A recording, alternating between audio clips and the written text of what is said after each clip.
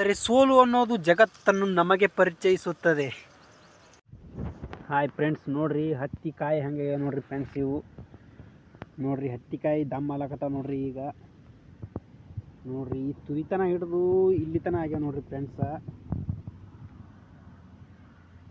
ಈ ಬಡ್ಡಿದಿಂತ್ರ ಹಿಡಿದು ಈ ತುದಿತನ ಆಗ್ಬಿಟ್ಟ ನೋಡ್ರಿ ಫ್ರೆಂಡ್ಸ. ಇಲ್ಲಿ ನೋಡ್ರಿ ಇಲ್ಲೊಂದು ಹೂ ಐತಿ ನೋಡ್ರಿ. ಇವು ಹೆಂಗಾಗ್ಯಾವ ನೋಡ್ರಿ ಫ್ರೆಂಡ್ಸ. ನೋಡ್ರಿ ಇದನ್ನು ಸರದಗತೆ ಅದ ನೋಡ್ರಿ ಫ್ರೆಂಡ್ಸ. ನಮಸ್ಕಾರಿ ನನ್ನ ಎಲ್ಲ ದೊಡ್ಡ ಮಂದಿಗೆ. ಎಲ್ಲರೂ ಹೆಂಗದಿರಿ? ನಾನಂತೂ ಆರಾಮದೀನಿ, ನೀವು ಕೂಡ ಆರಾಮಿದ್ದೀರಾ ಅಂತ ಅನ್ಕೊಳ್ತಾ ಇದ್ದೀನಿ ನೋಡ್ರಿ. Welcome back to my YouTube channel.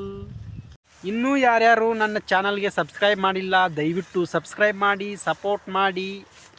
ಮತ್ತು ಹಿಂಗೆ ಇವತ್ತು ಯಾವ ಟಾಪಿಕ್ ಬಗ್ಗೆ ಹೇಳಕ್ಕೆ ಇಷ್ಟಪಡ್ತೀನಪ್ಪ ಅಂದ್ರೆ, ನಾನು ಜೀವನದ ನುಡಿಮುತ್ತುಗಳನ್ನು ಹೇಳಕ್ಕೆ ಇಷ್ಟಪಡ್ತೀನಿ. ಕೊಡುವವರಲ್ಲಿ ಕೇಳಬೇಡ, ಕೊಟ್ಟವರನ್ನು ಎಂದಿಗೂ ಮರೆಯಬೇಡ, ಬರದವರನ್ನು ಕರೆಯಬೇಡ, ನೋಡಿ ಬಂದವರನ್ನು ಕಳಿಸಬೇಡ, ನೀತಿ ಕೇಳುವವರಲ್ಲಿ ಹೇಳಬೇಡ, ಅವರನ್ನು ಮರೆಯಬೇಡ.